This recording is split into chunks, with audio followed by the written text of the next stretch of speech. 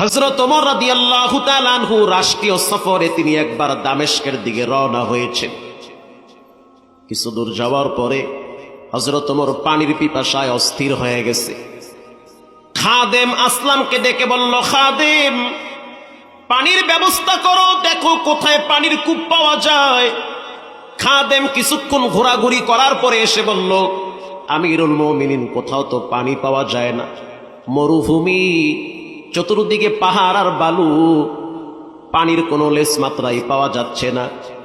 হযরত ওমর রাদিয়াল্লাহু তাআলা আনহু বলেন, ডানে বামে তাকাইয়া দেখো কোনো বকরি দেখা যায় কিনা। খাদেম বলল, হ্যাঁ, অনেক দূরে দেখা যাইতেছে, এক রাখাল কিছু বকরি নিয়ে যাইতেছে। এবার হযরত ওমর বলতে আছে, খাদেম, ওই রাখাল রে আমার কাছে ডেকে নিয়ে আসো। এবার রাখালকে যখন ডেকে নিয়ে আসতে গেল, রাখাল বলতে আছে, তুমি আমারে ডাইকা কই নিয়ে যাবা? খাদেম আসলাম বলতে আছে, এই মরুভূমির ভিতরে একজন মুসাফির আছে, যিনি তোমার সাথে একটু কথা বলবে।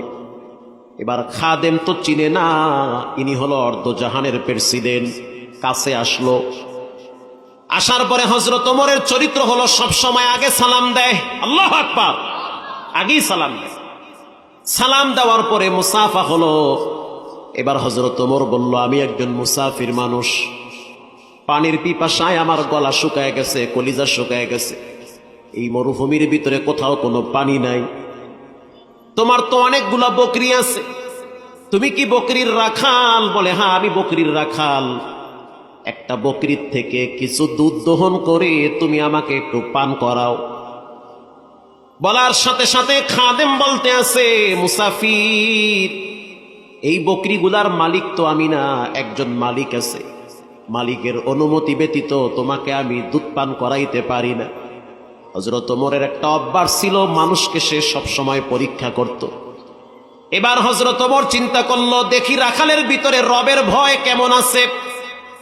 হযরত ওমর রাদিয়াল্লাহু তাআলা আনহু রাখালকে বলল, রাখাল, তোমাকে আমি একটা ভালো প্রস্তাব দেই, দেখো প্রস্তাবটা কেমন হয়।